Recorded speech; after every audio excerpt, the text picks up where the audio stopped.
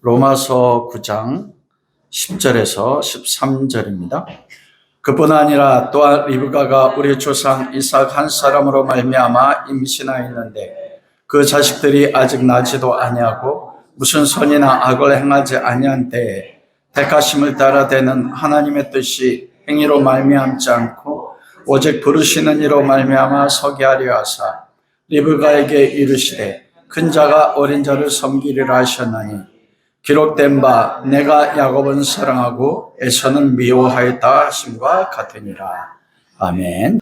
오늘은 택하심을 따라 되는 하나님의 뜻이라는 말씀을 가지고 함께 은혜를 나누도록 하겠습니다. 여러분, 우리가 사는 이 우주 만물이 어떻게 만들어졌을까요?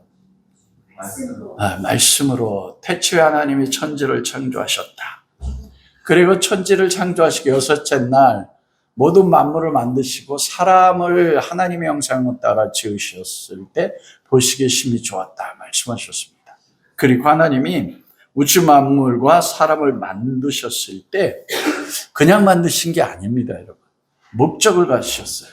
그것을 뭐라고 이야기하냐면 하나님의 뜻이다 이렇게 이야기해요. 제가 이렇게 물이 있잖아요, 컵. 이 컵은 사람이 만들었어요. 왜 만들었어요? 물 마시는 목적을 위해서. 그것처럼 하나님께서 우주 만물 보이는 세상 사람들이 그 하나님의 뜻과 목적을 모르고 자기 뜻대로 살아가도 관계가 없습니다. 온 세상이 하나님을 믿지 않는다고 해서 태초에 하나님의 천지를 창조하실 때 가졌던 그 뜻과 그 목적이 폐해지느냐, 폐해지지 않는다는 게 로마서 9장의 말씀이에요. 바울이 그렇게 예수 그리스도의 복음을 유대인들의 동족들에게 전했는데 대부분 믿지 않았거든요. 그러면 그들의 믿지 아니함으로 인하여 하나님의 약속의 말씀이 하나님의 뜻이 폐해졌느냐? 이게 유대인들의 반론이었습니다.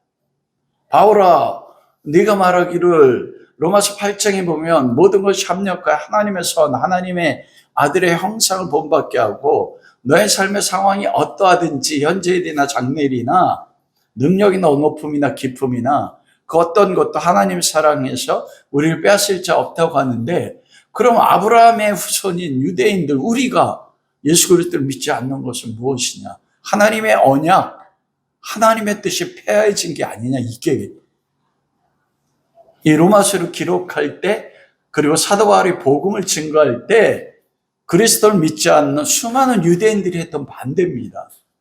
이것은 그 시대의 유대인들만 뿐만 아니고 우리가 하나님의 택하심을 받았고 하나님이 우리를 향한 창조의 목적이 있다고 믿는데 우리가 믿음의 삶을 살다 보면 정말 하나님의 뜻이 이루어지고 있는가?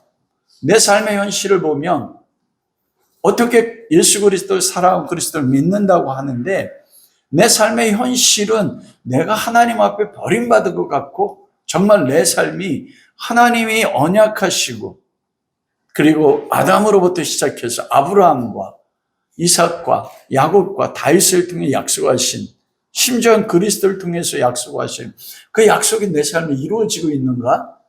우린 그것에 의해서 흔들릴 때가 많습니다. 그리고 그것 때문에 넘어질 때가 많다는 것이에요. 그런데 사도 바울은 로마서 9장에서 말씀하는 거예요. 그럼에도 불구하고 하나님의 뜻과 목적이 대부분의 유대인, 대부분의 이스라엘 백성이 그리스도를 믿지 않는다 하여 하나님의 언약과 말씀은 폐해지지 않는다 이렇게 말씀. 어떻게 해요? 무조건이 하나님이기 때문에 폐해지지 않는다? 아닙니다. 사도 바울은 헬라 철학과 그리고 히브리 신앙이 아주 능통한 분이었어요. 베스트 총도 그러잖아요. 이경희 사모가 도입에 말씀한 것처럼 바울아, 내 많은 학문이 너를 미치겠다. 많은 학문을 가지고 있었어요. 그래서 사도 바울은 그리스도의 복음을 증거할 때 한 영혼이라도 얻기 위해서 유대인에게 뿐만 아니고 헬라인에게도 그들이 들을 수 있도록 논리적으로 하나님의 말씀을 증거합니다. 무조건 하나님이니까 믿어 이게 아니에요. 그들의 철학적 기준에 따라서도 이해될 수 있도록 하나님 말씀을 전하거든요. 그러면서 논리적으로 그 반론에 대해서 전 대부분의 유대인들이, 그리고 수많은 세상의 대부분의 사람들이 하나님을 믿지 않음에도 불구하고 하나님이 어떻게 태초에 천지를 창조하셨고 사람을 만드셨을 때 가졌던 그 하나님의 뜻이 폐하여진 것 같은데 실상은 폐하여지지 않고 그 하나님의 뜻이 어떻게 이루어지고 있는가, 이거를 말씀을 통해서 사도 바울이 증거하는 거예요. 이게 우리가 소망이 되는 겁니다. 왜냐하면 우리가 그리스도의 복음을 증거할 때 많은 세상 사람들, 너희는 왜 이렇게 독선적이냐? 어떻게 너희만 의로워? 어떻게 너희 하나님만 의로워? 세상이 하는 반론이 그게 아닙니까? 여러분, 그럼 어떻게 설명합니까?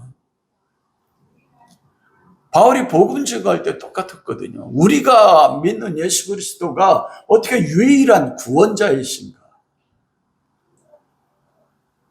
그거에 대해 반대하는 사람들에게 우리가 전할 수 있는, 너희가 가진 복음의 비밀을 가지고 있어야죠.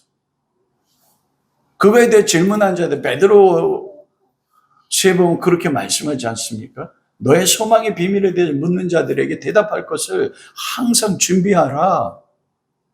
여러분, 그 준비가 돼 있으세요? 바울은 말씀하거든요. 뭐라고 합니까? 이스라엘에서 난 그들이 다 이스라엘이 아니다. 또한 아브라함의 씨가 육신, 이스마엘, 이삭이 다 그의 자녀가 아니다. 누구만이 이스라엘이고 누구만이 아브라함의 자녀래요? 이삭에게서 난 자. 왜 이삭에게서 난 자만이 아브라함의 참된 자녀고 하나님의 자녀입니까? 약속에 의해서예요. 이건 뭐냐면 하나님은 우주 만물을 창조할 때 태초전에 창세전에 가졌던 그 목적과 그 뜻에 따라서 하나님을 행하세요. 우리가 하나님을 고백할 때 많은 속성과 하나님 미쁘시다 이렇게 말하잖아요. 여러분, 하나님이 태초에 천지를 창조하실 때 뭘로 창조하셨어요? 말씀으로 창조하셨어요. 근데 말씀하면 그대로 됐던 그 힘에 되는 동기가 무엇입니까? 하나님이 말씀에 빛이 있으라. 빛이 있었어요. 그러면 그 동기가 뭐냐면 하나님의 미쁘심입니다. 그게 뭐냐면 믿음이에요. 하나님은 하나님 스스로 믿으셨어요. 하나님 미쁘시다는 것은 하나님 모든 것에 행함에 스스로에 대한 뭘로 행하셨어요? 믿음으로 행하신 거거든요. 언약, 바로 약속, 그 약속에 따라서 명년 이맘때 너에게 아들이 있으리라. 바로 그 약속에 따라서 이삭이 태어남으로써, 왜냐하면 하나님이 창세전의 목적을 가지고 그 목적을 이루기 위해서 약속하셨거든요. 그리고 그 언약을 하나님이 믿음으로, 하나님 스스로의 믿음으로 아브라함에게 행하신 거예요. 그리고 아브라함이 믿지 못했지만 75살로부터 시작해서 그의 삶의 평생 동안 그도 험악한 인생 살았잖아요. 여러분 인생 가운데서 자기 와이프를 2번이나 바른 사람 있어요? 박 집사님? 다른 분들은 제 결혼한 남녀가 저요? 저 가끔 하다가 우리 와이프한테 혈기가 부리면 하는 말이 있어가지고 그때 되면 막 이거 파는 것 같아가지고. 그런데 하나님이 창세전에 그 뜻에 따라서 만들어 가신 거예요. 은혜로 우리가. 여러분, 이스마엘을 떠나보낼 때요, 하갈과 창세기 25장에 그들을 취해서 6명의 후 자손을 낳았는데 그들을 하나님의 언약에서 아브라함이 떠나보낼 때 아브라함의 마음이 어땠을까요? 그런데 하나님이 목적을 가지고 오늘 말한 것처럼 택하심을 따라 되는 하나님의 뜻이 사람의 행위에 의지 않고 부르시는 하나님으로 말미암아 하나님의 뜻, 창세가 그 뜻이 이루어지게 하기 위해서 택하셔서 부르신다. 그 믿음이 무엇입니까? 어떻게 하나님, 내가 믿음의 조상인데 8명의 자녀 가운데 7명을 약속의 밖으로 떠나보냅니까? 그 상황 가운데서 아브라함 평생 동안 배워간 거예요. 하나님의 은혜 택하심을 따라 나에게 되어지는 모든 것이 믿음으로 따라 하나님이 하나님 뜻을 이루어 나간다는 거. 떠나보낸 그 아픔도 받아들여 수용하는 것입니다. 그러면은 두 번째 반론이 나온단 말이에요. 이삭이 아브라함이 쉬고 이삭의 자손만을 통해서 이스라엘이 된다면, 그래 바울아 오라 그러. 이스마엘과 하갈은 이방 여인 출신이니까 아브라함 씨가 아니라고 여기죠. 그럼 내 말대로 하면 이삭의 자녀가 모두 다 아브라함의 자손이고 이스라엘이라면 우리가 이삭의 자녀잖아. 우리가 다 이삭의 씨를 이어받아서 이스라엘이 되었잖아. 그런데 우리가 예수 그리스도를 믿지 않잖아. 네가 말한 대로 하면 우리는 하나님의 언약에서 떨어졌잖아. 그게 무엇입니까? 하나님의 언약은 폐해진 거 아니냐? 여러분 그렇지 않아요? 왜 바울이 야곱의 리브가를 통한 에서와 야곱을 예로 들었냐면 한 사람이라고 되어 있거든요. 한 여인, 같은 아버지, 같은 어머니예요. 거기서 태어난 에서와 야곱이 있는데 설명하는 거예요. 이삭의 자녀가 다 이삭의 자녀가 이스라엘이 아니다. 육신의 자녀가 이삭의 씨가 아닌 거예요. 거기서도 동일하게 무엇이었습니까? 하나님의 언약에 따라 약속의 자녀가 있는 겁니다. 그 약속이 우리가 읽었던 것처럼 12절에 13절에요. 리브가에게 말씀하시되 큰 자가 어린 자를 섬기리라. 이게 뭐냐면 하나님의 일방적인 선택에 따라 약속이에요.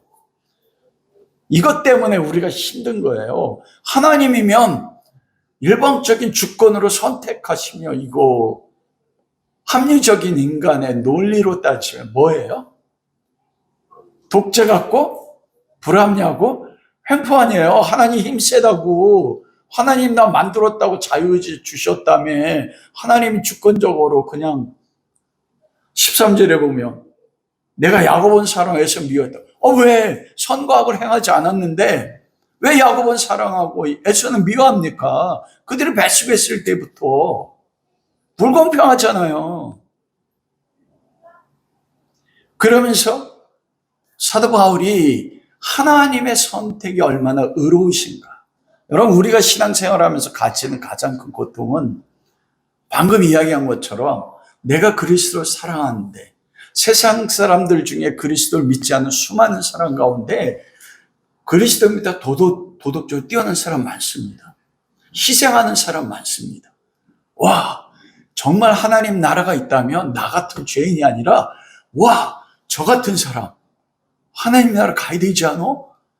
그런데 하나님 일방적 선택에 따라서 유기됐다고 성경 가르치거든. 이게 어떻게 공평한가? 그래서 11절 말씀하시는 거예요. 에서와 야곱이 태중에서 선과 악을 행하기 전에 창세전에 어쩌다 하나님의 뜻이 택하심을 따라 되는 그 하나님의 뜻이 뭐에 따라 되느냐? 뭐라고 합니까? 사람의 행위에 의하지 않고 행위로 말미암지 않고 오직 부르시는 하나님에 따라서 택하심으로 하나님의 뜻이 되어진대요. 요거 믿는 게 믿음이에요, 여러분. 여러분 이걸 우리가 이해가 되십니까? 무조건 하나님이 창조자니까 신이니까 절대적 주권으로 선택하면 되지. 아니요. 하나님이 의롭다면, 하나님이 옳으다면 여러분 무엇합니까? 모든 합리적인 지성을 가진 존재들이 이해가 되고 하나님의 기준에 따라서 어떻게 해야 돼요? 옳아야 돼요. 그게 어떻게 말씀 가운데서 설명되어 줄 수 있는가? 로마서 9장은 우리가 아는 것처럼 신정론입니다. 하나님이 행하시는 모든 말씀은 폐하여지지 않고 반드시 성취된다. 그리고 하나님이 행하신 모든 것은 주권적 선택이지만 뭐라고요? 의롭다는 거예요. 오르시다는 거예요. 우리가 신앙의 삶에서 고통 겪는 건 이게 흔들릴 때입니다. 왜냐하면 내가 주 그리스도를 사랑해요. 헌신해요. 그런데 내 삶에 내 가족들 가운데서 그렇게 기도로 심었는데 왜 내 삶의 현실이 이렇게 험악한가? 왜 저 사람은 그렇게 변화되지 않는가? 그런 걸 통해서 우리는 흔들리고 넘어지는 거거든요. 과연 하나님은 행하시는 모든 것이 의로우신가? 이게 두 가지예요. 어떻게 창세전에 하나님의 뜻이 인간의 행위를 통하지 선택을 통해서 하나님 뜻이 이루어지는가? 그게 그리고 일방적인 주권으로 택하신 하나님은 완전히 옳으시고 완전히 의로우신가? 이 두 가지예요. 바울이 그걸 말씀합니다. 논리적. 그럼 첫 번째 우리가 알 것은 하나님의 택하심을 따라 되는 하나님의 뜻이 무엇인가? 여러분을 향한 하나님의 뜻이 무엇입니까? 하나님이 우주 만물을 창조한 그 하나님의 뜻. 세상의 대부분이 우리가 코로나를 겪고 나서 교회가 많은 경우는 반 이상이 반토막 났어요. 그리고 재정도 많이 무너지고, 제가 유튜브 통해서 힐송, 베델 찬양을 많이 듣는데 그거 볼 때마다 너무 기가 막혀요. 저는 한 세대를 사는데 저희 한 세대 가운데 제가 1980년에 엑스플로 74 여의도에 참석했거든요. 어머니 손에 끌려가지고. 피그람 목사님이 설교할 때 100만 명가량이 여의도 그 광장에 모여서 예배했어요. 80년대, 90년대 교회가 부흥하는 걸 경험했습니다. 그런데 저는 저의 당대에 제 나이가 60이 되기 요 전에 교회가 이렇게 무너지는 것을 경험한다는 걸 상상도 못했습니다. 베델 찬양, 그리고 힐송 예배, 지저스 이미지 예배 보면 와, 수만 명의 사람들이 예배하는데 다 연령대가 어떻게 돼요? 젊어요. 젊은 사람들이 많아요. 근데 요즘 교회에는 젊은이들이 없습니다. 교회 학교가 무너져 내리고 있어요.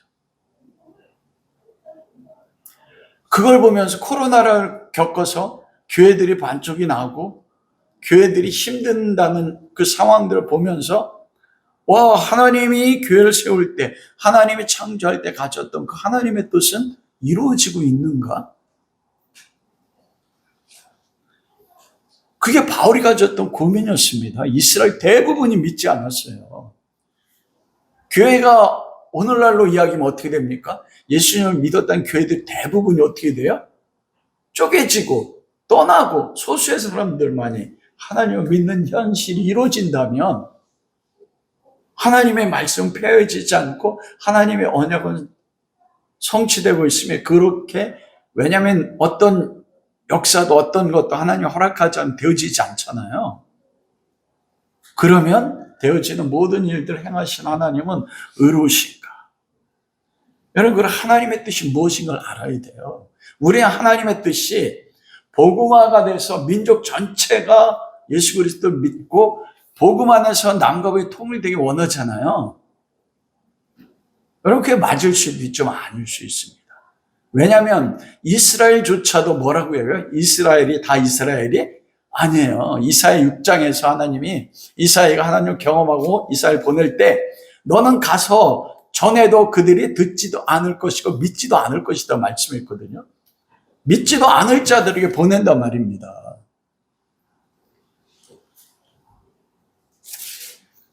그러면 하나님의 뜻이면 창조하셨을 때, 그 창조 때 이미 종말이 예비됐다고 했잖아요. 제 창세기 1장 설교할 때. 즉 하나님은 종말을 목적으로 하고 창조하셨어요. 그 종말이 뭡니까? 계시록 21장, 22장이에요. 새하늘과 새 땅, 요가 하나님의 나라. 그러면 그 하나님의 가장 기본적인 또 로마서에서 보면 복음입니다. 복음에는 하나님의 의가 나타나서 믿음으로 믿음에 이르게 하나니 오직 의인은 믿음으로 말미암아 살리라.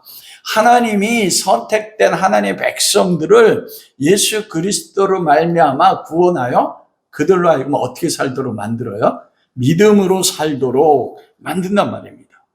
로마서 1장에 보면 사도 바울이 그렇게 이야기하거든요. 나는 그리스도 예수로 말미암아 그로 말미암아 우리가 은혜와 사도와 직분을 받아 그 이름을 위하여 부르심 받았다. 그런데 6절에 보면 뭐래요? 너희도 그들 중에서 예수의 그리스도의 것으로 부르심 받은 자. 로마의 소수의 유대인들이에요. 이방인들만이 어떻게 구원의 대상이 됐냐? 부르심 받았다고 해요. 이들이 선택이 아니라. 그게 구원의 대상인 거예요. 그러면 그 구원의 대상으로 하여금 부르심 받은 그들에게, 로마 성도들에게 하나님의 뜻을 이야기하는데 바울이 그걸 집중적으로 로마서 8장입니다. 너희가 지금 겪는 모든 일들, 왜냐하면 7개 공동체 쪼개져가지고 서로 로마 교회가 정죄하잖아요. 비난하잖아요. 로마 8장에서 누가 우리를 정죄하리요? 누가 우리를 고발하리요? 이게 뭐냐면 7개 흩어져 있는 로마 교회 공동체가 서로 정죄했어요. 로마서 나중에 보면 먹는 음식 가지고 뭐라고 하잖아요. 왜 너희들 돼지고기 먹어? 왜 소고기 먹는데 피채 먹어? 그러면서 이런 게 서로 판단하는 게 있었다고요. 누가 우리를 고발하려? 그래서 서로 하나님이 우리를 버렸나? 그런 가운데 있어요. 그런데 사도 바울이 그들에게 이야기하는 거예요. 로마 8장에. 아니다. 그 모든 것들을 하나님이 허락하셨는데 왜? 그런 것들을 겪어서 험악하잖아요. 그게 성령 안에 합력하여 하나님의 선, 하나님의 아들의 형상을 만들어요. 그러므로 결코 그 어떤 것도 그리스도 예수 안에 있는 하나님의 선을 빼앗을 수가 없어. 하나님의 언약은 결코 폐허해지지 않아. 이게 작은 하나님의 뜻이거든요. 로마서 안에 나타나는 거. 그들이 구원받아서 거룩하고 흠이 없는, 그게 에베소 1장 4절 5절 아닙니까? 창세전에 그리스도 안에서 우리를 택하사 사랑으로 예정하여 거룩하고 흠이 없게 그리스도로 말미암아 하나님의 아들들을 되게 하시다. 부르셔가지고 창세전에 예정하고 선택했어요. 가슴에 있었어요. 하나님의 때에 로마 성도를 부르신 건데 우리도 불렀어요. 거룩하고 흠이 없게. 근데 여러분이 거룩하고 흠 없어요 지금? 아니야. 꽝. 도덕적으로는, 종교적으로는, 율법적으로 하면 거룩하고 흠이 있어요. 그런데 무엇합니까? 그리스도 예수 안에서 우리가 아무것도 행하지 않아도 그리스도 예수님이 거룩하고 흠 없음을 어떻게 했어요? 완성하셨어요. 우리가 믿음으로 그리스도 예수님의 거룩하고 흠 없음이 어떻게 돼요? 우리에게 전가된 거예요. 그래서 그리스도가 그렇게 거룩하고 흠이 없이 모든 걸 이루신 것처럼, 우리가 찬양한 것처럼 내 안에 그리스도가 살아서 우리로 하여금 하나님의 아들로 점점 닮아가게 만든 겁니다. 그걸 경험하도록. 여러분, 그렇게 하나님의 아들들이 되게 했다. 그 마지막이 뭐예요? 하나님의 패밀리입니다. 그걸 뭐라고 합니까? 천국이에요. 요한계시록 21장, 22장. 여러분, 그럼 요한계시록 하면 요즘도 천국 갔다 오는 사람들의 황금길 이야기하잖아요. 어떻게 보면 맞을 수 있어요. 그런데 새하늘과 새 땅에 예루살렘이 황금성으로 됐을 때 벽돌이 황금으로 연결됐다고 하잖아요. 이 벽돌 하나하나가 뭡니까? 이게 성도예요. 정금 같은 믿음을 가진. 하나님 나라는 영의 세계입니다. 하나님이 영이시고요. 그래서 우리가 생각하는 천국하고 진짜 가면 나중에 다를 수 있어요. 그러면 그것이 가는 것이 목적인가 하는 거예요. 하나님의 아들들이 돼서 무엇 하는 거예요? 여러분, 천국 가서 뭐 하고 싶어요? 설교하다 보면 가끔 가다가, 이거 뭐야, 설교할 좀 틀려야 되는데 너무 정답을 얘기해서 감사합니다.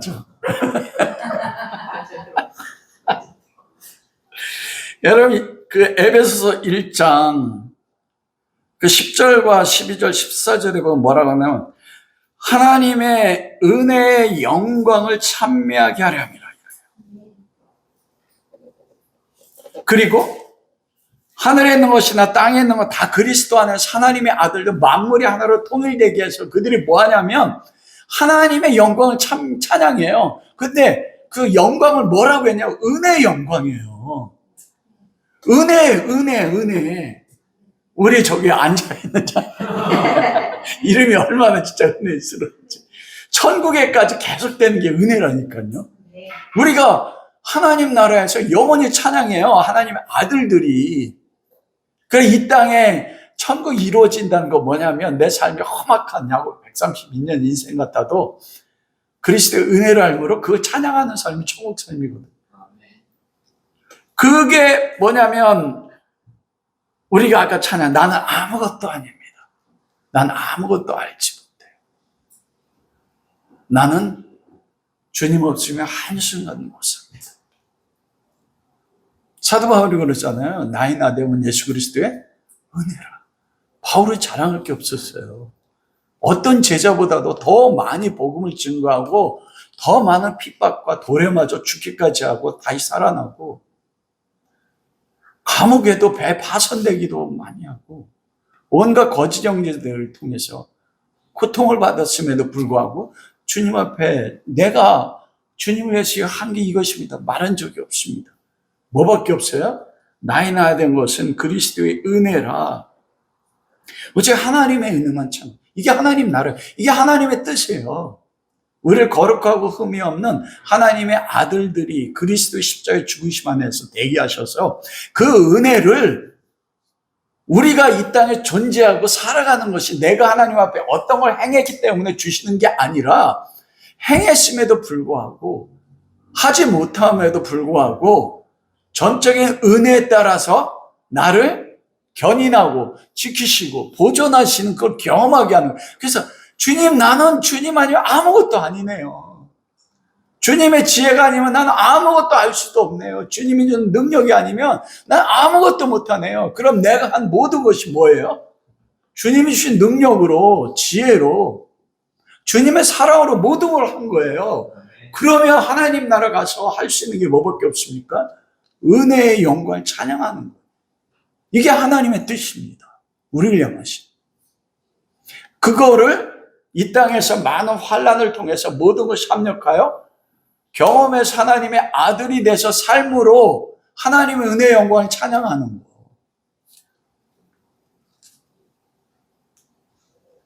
그러면 이 하나님 나라가 우리가 어떻게 이루어집니까? 두 번째 그거잖아요. 여러분 하나님 나라 어떻게 이루어집니까? 행함으로요? 오늘 보면은 택하심을 따라 되는 하나님의 뜻이 행위로 말미암지 않고 뭐래요? 부르시니. 이걸 다른 말로 하면 하나님의 믿음으로 되는 거예요. 그래서 여러분 히브리서 11장 믿음장에 보면 아담으로부터 셋으로부터 모든 믿음의 사람들이 나오는데 그때 나올 때마다 믿음으로 되어 있잖아요. 여러분 이 믿음이 누구의 믿음입니까? 너무 잘 알아. 대부분은 아브라함이 자기 믿음으로 아니요. 하나님의 믿음으로 된 거예요. 하나님이 부르셨어요. 그리고 하나님이 아브라함의 삶에서 2번이나 와이프를 팔아잖아요. 이집트로 내려가고. 그런데 그 모습을 보면서도 하나님이 뭐 했어요? 하나님의 믿음으로 믿었어. 그리고 아브라함을 어떻게 해요? 믿음의 조상을 만들어 나가는 겁니다. 우리는 우리가 믿어서 한다고 하죠. 그러면은 구원은 은혜로 받는 게 아닙니다. 우리가 잘못 알면 구원은 내가 믿어서 된다. 그러면 이게 뭐예요? 이 믿는 것도 나의 공덕이 됩니다. 그래서 지금 잘못 그 믿음에 대한 올바른 설명이 안 돼서 문제가 되는 경우가 있습니다.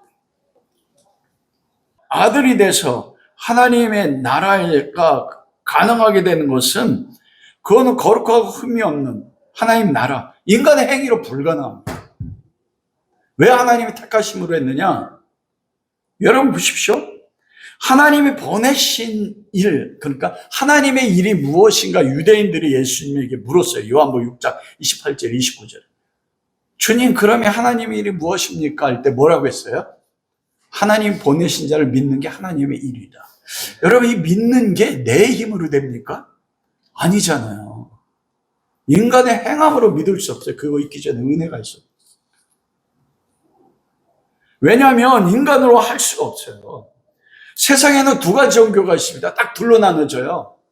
하나는 내 선행과 나의 도의 깨달음으로 신에 이르는 종교가 있고, 하나는 인간은 전적 죄인이라 무능해서 신이 인간을 구원하기 위해서 내려와서 인간을 구원하는 것.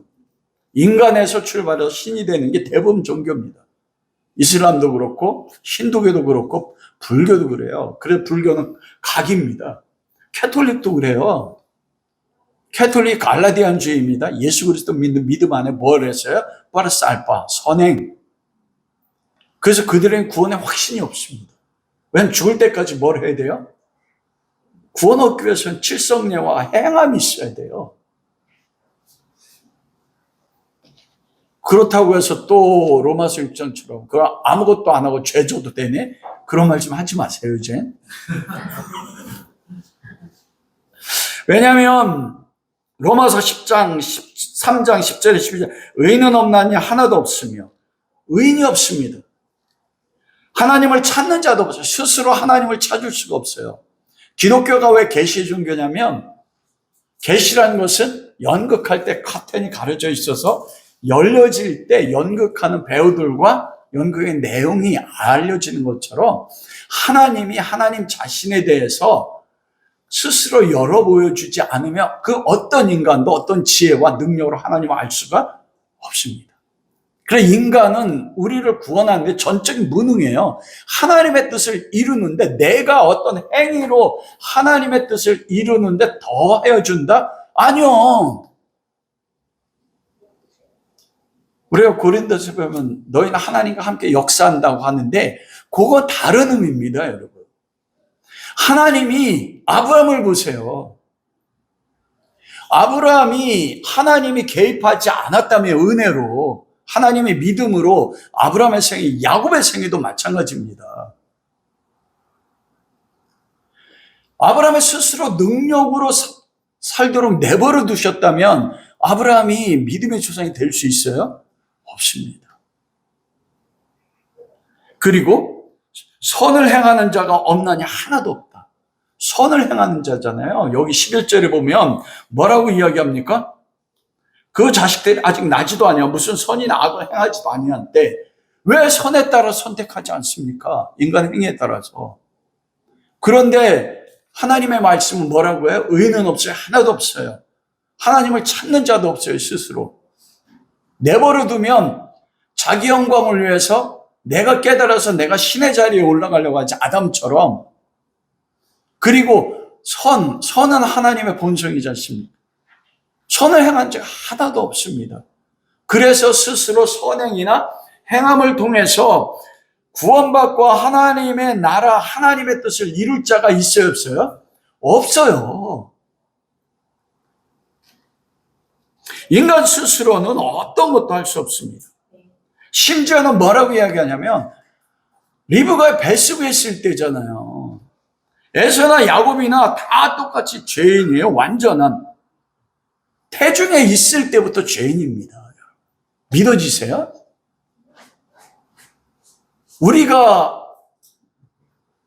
저희가 자녀 4명 낳았잖아요. 권사님은 3 낳으셨잖아요. 은혜 자매가 옆에 있는데 권사님이 박 집사님 서운하면 안 되니까 박 집사님과 권사님 은혜를 낳았어. 그때 은혜는 생명이 있어요, 없어요? 뭐로 태어났어요? 죄인. 어머니 뱃속에 있을 때도 죄. 그래서 시편 51편 6절에 다윗이 그러잖아요. 내가 죄악 중에 출생하였으며 모친이 죄 중에 나를 잉태하였나이다. 이게 진리입니다. 에서와 야곱이 리브가의 태중에 있을 때 뭐라고 해요? 우리가 모친이 나를 죄악 중에 잉태하였대요. 그것은 원죄, 아브라함의 원죄가 이어졌고 다윗의 고백이 아담의 원죄가 이어받은 거고 다윗이 불륜의 씨앗이라고 해석하지 않습니까? 두 가지 같이 있어요. 우리 사람은 우리가 도덕적으로 선을 이룰 수 있다고 이야기해요. 그게 인본주의입니다. 근데 하나님 뭐라고 해요? 너 태중에 있을 때부터 에서와 야곱은 죄인이야. 여러분, 죄의 삭은 사망입니다. 그런데 그가 스스로 사망을 가지고 태어난 그들의 태중에서 하나님을 알 수도 없어요. 의인이 아니니까. 하나님 찾을 수도 없어요. 선을 행할 수도 없어요. 이렇게 얘기하는 게 무엇입니까? 인간이 하나님과 대면해서 의롭다 여기는 겁니다. 그 사람이 누구였냐? 욥이었어요, 여러분. 욥이 하나님의 동방의 의인 욥을 보고 내 종 의로운 욥을 보았느냐 할 때 욥에게는 두 가지가 있었습니다. 내가 하나님을 경험해 알아먹다고 해요. 내가 이 육체 밖에서 하나님을 배우리니 그때 하나님이 어색하지 않을 거야. 내가 이 땅에서 경험한 하나님, 육체 밖에서 뭐예요? 죽어서 하나님을 배웠을 때 내가 하나님을 알았기 때문에 그분은 어색하지 않아. 이렇게 고백하거든요. 하나님이 의롭다고 하는 자는 한 사람밖에 없어요. 누구예요? 믿음을 가진 자예요. 그런데 욥 안에 뭐가 있었어요? 전적인 행위 통해서 나는 의로워라. 세 명의 친구가 딱 오잖아요. 이게 욥을 지탱하는 힘이었습니다. 여러분. 욥이 모든 재산 잃어버려도 자식이 10명 죽어도 주신 자도 하나님이요 취하신 자 하나님이시냐 하나님 영광 받으십시오. 적신으로 왔으니 적신으로 가리라 하잖아요. 자기 몸은 머리끝부터 발끝까지 악창이 나고 아내가 떠났는데도 욥이 견딜 수 있으면 뭔지 압니까? 나는 의롭다는 거였어요. 하나님 앞에 나는 하나님 말씀에 따라 모든 거 다 이뤘어. 그래서 욥의 본성이 딱 드러나는 게 어디서 드러나요? 세 명의 친구가 와서 욥의 그 의롭다는 걸 깨트리려고 하잖아요. 욥아, 하나님 의로우신데 그 죄에 따라 심판할 하나님인데 네가 이런 고통을 겪는 거 보니까 너는 뭐야? 죄인이야. 그래서 욥이 그래요. 어디 내가 죄인이냐? 내가 과부와 고아를 배척한 적이 있느냐? 그들 빈손으로 보낸 적이 있느냐? 그러면서 나중에 뭐라고 해요? 하나님 나와봐요. 하나님 대면해 봅시다. 내가 왜 죄입니까? 그게 욥이 가졌던 거예요. 인간의 의롭다고 하는 거예요. 왜 이 반론이 나옵니까? 11절이요. 무슨 선이나 악을 행하지 아니할 때 하나님 불공평하잖아요. 인간은 하나님 앞에 대면할 수 있는 도덕적 존재로 선을 이룰 수 있는데 왜 어떤 행함을 하지 않았는데 택하심을 불공평하지 않습니까? 하나님 불의한 하나님 아닙니까? 왜냐하면 의롭다고 여기니까요. 그런데 성경은 말씀을 통해서 말해요. 아니라 의인은 하나도 없다. 인간 스스로 에서와 야곱도 태중에서부터 죄인이야. 그러므로 하나님의 뜻을 이룰 수도 없고 천국에 들어갈 수가 없어요. 여러분 그러면 무엇으로 가능합니까? 행위로 불가능하잖아요. 내버려두면 어떻게 돼요? 여기서 내버려두면 어떻게 돼요? 모든 사람이 현대 법에 따르면 다 사형 선고 받고 사형을 기다리는 존재예요. 모든 인간이 태어나는 순간부터. 그런데 그 중에 뭐예요? 하나님이 은혜로 선택하셨어요. 이게 가능한 건 그 하나님의 은혜 선택이에요. 그 에베소서 2장 8절과 9절에 너희가 그 은혜로 인하여 믿음으로 말미암아 구원을 받은 요 믿음, 이 믿음이 어떻게 생겼어요? 은혜예요. 은혜. 믿음을. 그리고 믿음을 통로로 해서 부르셔가지고 구원합니다. 이것이 너에게서 난 것이 아니요 뭐래요? 하나님의 선물. 난 것, 행위에서 난 게 아니에요. 혈통을 통해서. 행위에서 난 것이 아니니 이는 누구든지 자랑치. 인간이 불가능해요. 에서도 불가능하고 야곱도 불가능합니다, 여러분. 가능한 사람이 없어요.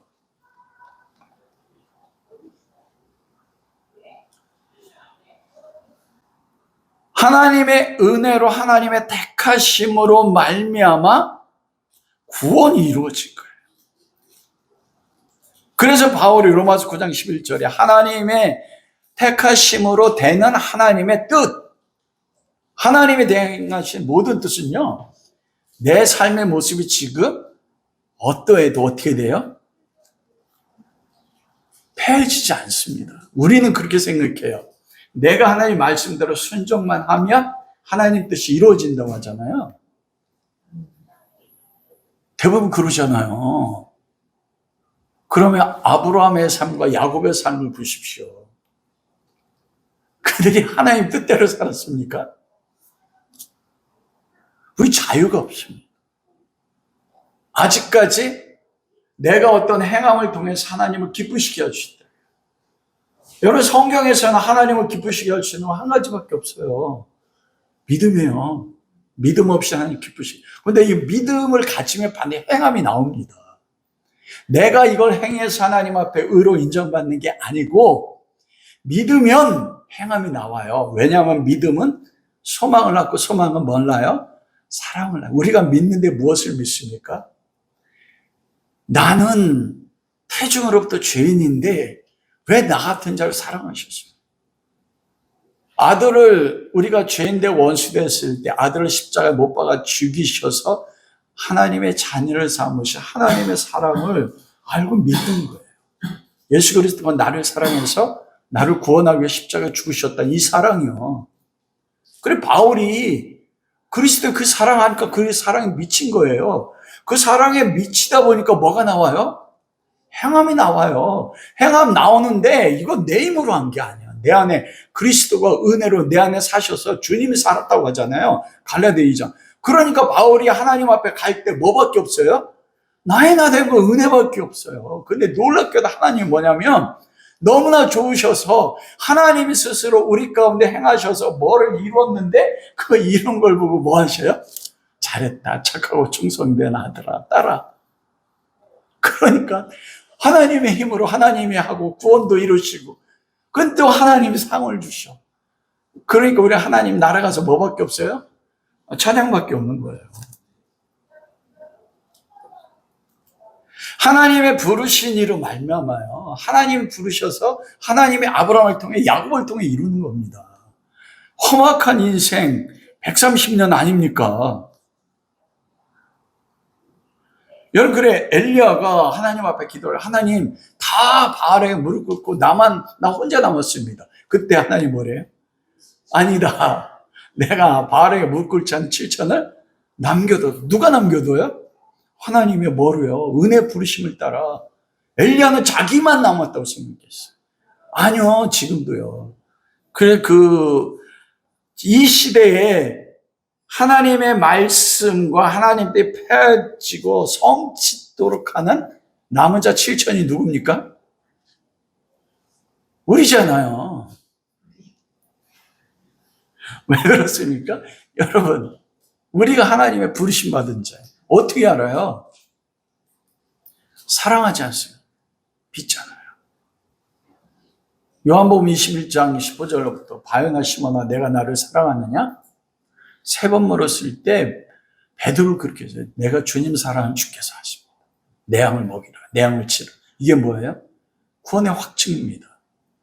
근데 예수님은 처음에 두 번째 아가페를 물었어요. 내가 너 사랑한 것처럼. 베드로는 필로스. 친구의 사랑입니다. 이건 뭐냐면 예수님 제가 사랑하지만 다시 가야바 대제사장 집에서처럼 그 환경이 처하면 제 예수님 부인할 수밖에 없어요. 그런데 사랑해요. 아브라함의 삶을 보세요. 야곱의 삶을 보십시오. 속이는 자였습니다. 그런데 그는 사랑했어요. 하나님. 좀 이따 나누겠지만. 그러면 일방적인 하나님의 주권적 선택은 완전하고 옳으시며 의로운가? 로마서 9장이 신정론이라고 했잖아요.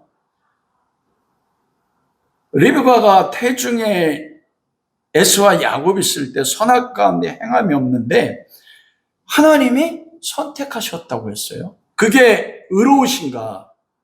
두 번째입니다. 여러분, 하나님 의로우세요. 일방적 선택이.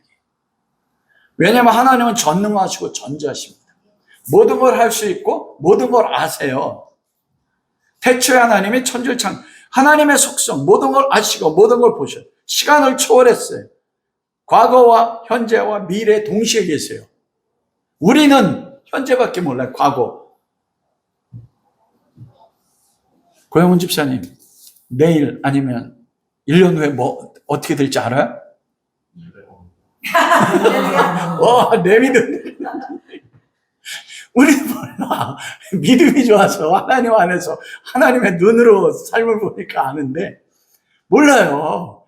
에서와 야곱 태중에 있을 때 리브가도 모르고 이삭도 몰라요. 그런데 두 사람이 알았어. 어떻게 알아요? 약속. 큰 자가 작은 자를 섬기리라. 내가 야곱은 사랑하고 에서 미워했다. 근데 이게 왜 어렵습니까? 하나님이 전지합니다. 우리가 요즘 요한복음 10장 묵상하잖아요. 큐티. 28절, 29절. 그들을 내게 주신 내 아버지는 만물보다 크시며 무한하세요. 만물은 뭐냐면 우주 만물이에요. 여러분, 우주는 지금도 팽창합니다. 무한하게 팽창합니다. 우리가 관찰할 수 있는 별이 8조 정도밖에 안 된대요, 인간이. 근데 별을 셀 수가 없어요. 근데 그 우주가 하나님 안에 있어요, 만물이. 근데 하나님이 인간을 구원하기 위해서 만물보다 크신 하나님, 우리 때문에 시간 속에, 역사 속에, 만물 속에 들어오시는 거예요. 그게 은혜입니다. 육체를 입으시는 게.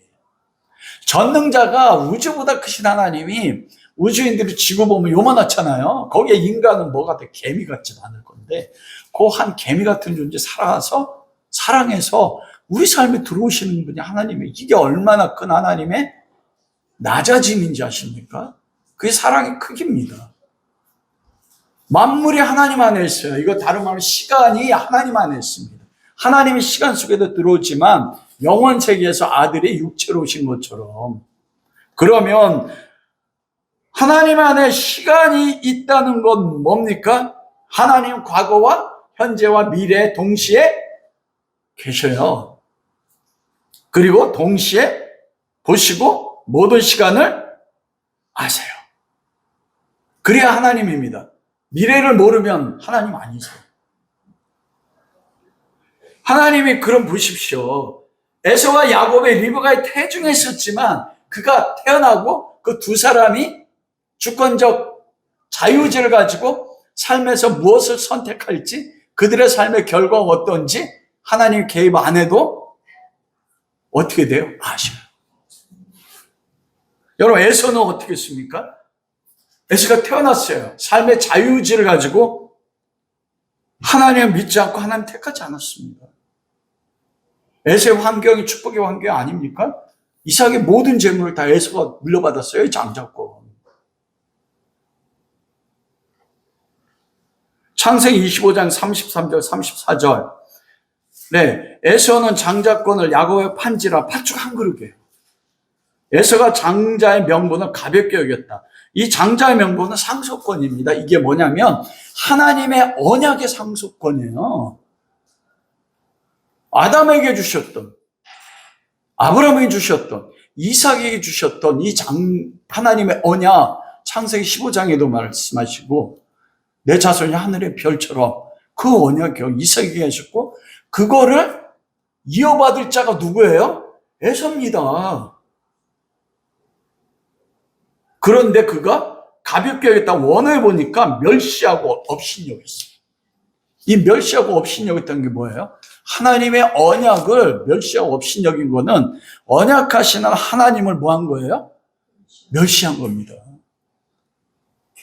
하나님 내버려 두니까, 왜냐하면 죄인이라 하나님의 은혜로 그 삶에 개입하지 않으면요, 하나님의 장자권을 선택할 수가 없어요, 여러분. 그러다 보니까 에서가 죄악 가운데 거합니다. 하나님은 죄인은 사랑하지만 뭐예요? 죄는 미워하세요. 그 에서가 자유의지를 가지고 하나님의 언약을 멸시하고 업신여긴 자, 하나님 어떻게 합니까? 죄는 미워해요. 그래서 에서는 내가 뭐라고 해요? 미워한 거예요. 세상 밖에서 아직 구원받을 하나님의 자녀들이 있습니다. 근데 세상에 있는 저들이 그리스도를 믿지 않는 건 뭐예요? 선택하지 않았다면 그들에게 자유의지로 인생의 삶을 믿을 수 있는 조건을 줘도 믿지 않기 때문에 그래요. 여러분, 아브라함이 이삭과 이스마엘에게 언약을 가르쳤을까요? 안 가르쳤을까요? 가르쳤습니다. 짐승 가죽옷을 입는 여자의 후손을 통한 언약을 가르쳤을까요? 안 가르쳤을까요? 가르쳤어요. 그럼에도 가인은 아버지 아담이 가르친 그 언약에 따르지 않고 뭐예요? 자기 노력의 결과인 곡식 내가 한 거니까. 아벨은 양입니다. 양 그 시대에 먹을 수 있었어요? 아이고, 양 고기도 못 먹는데 왜 양을 쳐? 그렇잖아요. 가죽옷을 입기에.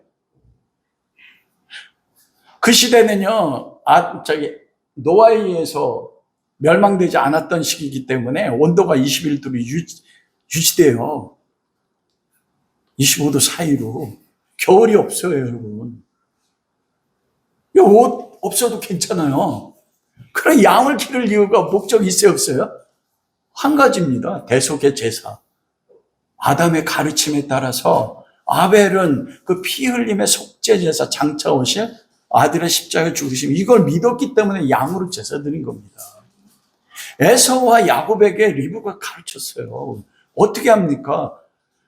이삭이 하나님의 약속을 들었음에도 불구하고 그 축복을 누구에게 주려고 해요? 에서에게 주려고 하잖아요. 가르쳤다고.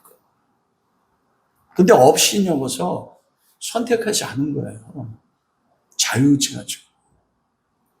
그런데 야곱은 뭐예요? 속이는 자지만 그가 하나님의 언약, 이 언약의 축복권이 장자에게 있는데 이거를 받고 싶어. 왜 받고 싶어요, 여러분? 믿음이니까요.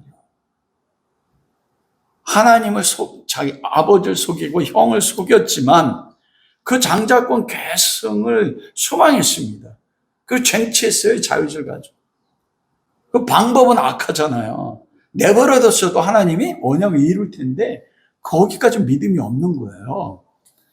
여러분, 야곱의 삶은 험악하고 속이는 자였지만 적어도 뭐가 있었습니까? 언약을 쟁취했다는 건 믿음을 통한 사랑이 있었어요. 하나님 사랑했습니다. 사랑했어요. 그러자 어떻게 해요?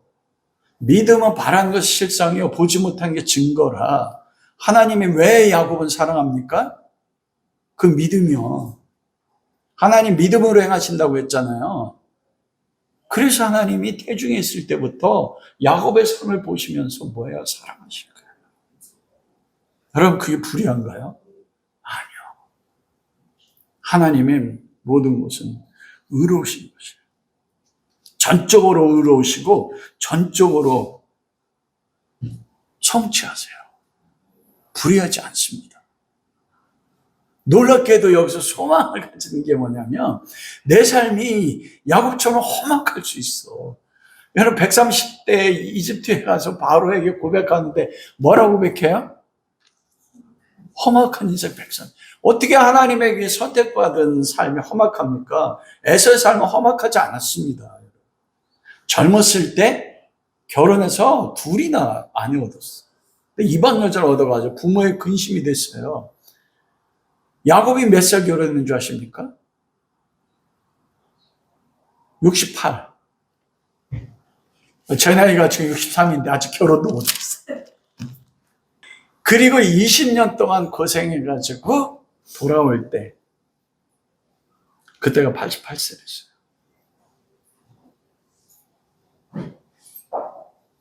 야곱과 베델 밧단-아람에 도착할 때가 20년. 그리고 130살 때까지 그 삶이 뭐라고 하냐, 험악했어.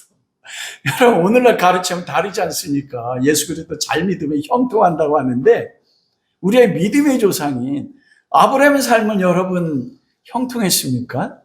부인 2명 얻고 싶어요, 박 집사님?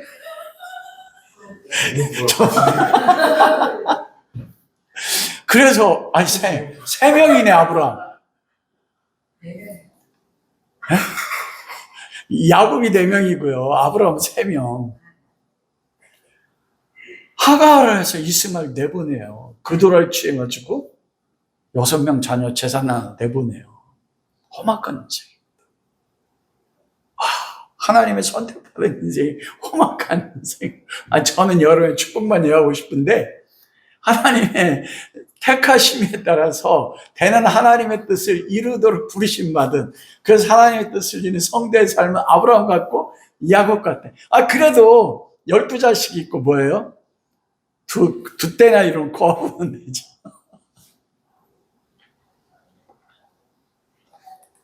근데 소망받고 위로됐던 게 뭐냐면, 내 모습이 지금요 야곱 같아도, 여러분, 우리가 부르심받은 하나님의 자녀지 않습니까? 뭐를 통해 우리를 사랑하잖아요. 믿지 않습니까? 적어도 예수님이 베드로의 물음과 하나 있어요. 내가 나 사랑하느냐. 계속 주님 사랑하지만 넘어져요. 3번째 그때 필로스를 물으세요. 이게 우리가 하나님의 부르심받은 자녀예요. 그럼 뭐예요? 지금의 내 모습이 야곱같이 험악해 보여도 나는 내 미래가 어떻게 될지 모르지만 하나님 어때요? 내 미래가 어떻게 될 걸 아시고 나를 어떻게 했어요? 사랑하는 거예요. 나의 삶의 미래에는 뭐밖에 없어요? 야곱처럼 험악한 인생이 있을 수 있지만 야곱이 믿음에 따라 가도록 하나님이 개입하시고, 야곱은 하나님 사랑했어요. 그 위대한 큰 믿음 가지고 우리 고영은 집사잖아요. 1년 후에 잘 된 거예요. 이게 소망이더라고요. 이게 나를 향한 것뿐만 아니라 나의 아내와 남편과 내 자녀들, 내 삶의 전부를 향한 그 하나님의 뜻입니다. 여러분, 그렇게 선택될 수 있었던 게 뭐예요? 은혜입니다. 우리는 모르지만 그 태중에서부터 야곱에서는 죄인이었습니다. 그런데 야곱의 삶이 하나님을 사랑하는 삶이 됐던 게 속이는 자잖아요. 여러분, 신풍나무 껍질을 벗긴다고 해서 그 앞에서 양들이 짝지게 한다고 해서 어디가 점박이가 나옵니까? 근데 하나님이 은혜로 개입해 점박이 나오게 하셨어요. 그게 은혜예요. 성도의 삶이란 나는 적어도 아무것도 아니고 아무것도 할 수 없는데 내 삶의 은혜로 찾아올 야곱의 삶이에요. 에서와 야곱이 여러분 도덕적으로 세상적으로 온 에서가 뛰어난 자입니다. 야곱이 2대를 이루었을 때 4명의 부인을 가지고 베냐민이 낳기 전에 야복강에서 만날 때 이미 에서는 몇 명의 군대를 거느렸어요? 400명이요. 400명의 군대를. 이스라엘이 430년 동안 그 이집트에서 노예로 있을 때 에서의 자손은 에돔이라는 이미 국가를 이뤘어요. 더 큰 국가요. 근데 선택받은 하나님, 은혜로 개입한, 내 삶이 어때도 은혜로 믿음 가운데 하나님이 나를 만들어 나가세요. 내 모습이 어때? 그러므로 하나님의 창세전에 그리스도 안에서 하신 하나님의 언약과 뜻은 내 삶의 모습이 어떠해도 내 행위에 맞닿지 않고 하나님의 은혜로 나를 통해서 역사하시고 이루시는 것입니다. 그러므로 우리가 하나님께 할 수 있는 것은 하나님의 은혜의 영광을 찬양하는 거예요. 말씀을 마치도록 하겠습니다. 그러므로 우리가 죽어갈 때 하나님 앞에 갈 때 할 수 있는 것은 무엇입니까? 하나님, 제가 이 땅에서 이것을 행했습니다. 아니에요. 하나님, 나의 나된 것은 예수 그리스도의 은혜입니다. 전적인 하나님의 은혜예요. 디모데후서 4장 7절에 8절을 사람들 얘기해요. 내가 선한 싸움을 싸우고 달려갈 길을 마치고 믿음을 지켰으니 이제부로 나를 의의 면류관, 그래서 개털모자와 면류관을 부흥사 저희 어릴 때 너무 많이 들었거든요. 근데 의의 면류관은 나뿐만 아니라 주의 나타나심을 사모하는 자예요. 면류관이 뭐냐? 의가 뭐냐면 요한복음에 보면 16장 9절에 보면 죄와 성령이시면 죄와 의와 심판에 대해 책망하는데, 의가 뭐냐면 의에 대하여라면 내가 아버지까지 너희가 다지 나를 보지 못합니다. 그럼 의의 면류관은 무엇입니까? 면류관을 슬쩍 그리스도를 본다는 거예요. 사도 바울의 소망은 뭐밖에 없었어요? 나 죽고 싶어. 왜냐하면 미치도록 예수님 사랑하니까요. 소망이 뭐밖에 없어요? 주님 보고 싶은 거예요. 그래, 주님 보는 게 상급이에요. 주님을 아는 게. 그래서 주의 나타나심을 사모, 주님의 나타나심, 이게 뭡니까? 주님 보고 싶은 거거든요. 그걸 사모하는 거예요. 사도행전 26장 24절. 바울아 미쳤다. 그리스도에게. 그 은혜 때문에 미치는 거예요.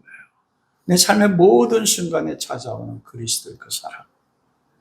그러므로 그런 은혜가 그리스도를 보게 하심으로써 나의 삶을 통해서 성취되는 하나님의 뜻, 그리고 나의 삶을 통해서 그 선택으로 이루시는 그 하나님의 완전함이 우리의 그리스도에 대한 사랑과 찬양을 통해서 우리 삶에 드러날 수 있기를 주님의 이름으로 축원합니다. 생신 축하합니다. 생신 축하합니다. 사랑하는 우리 아들 생신 축하합니다.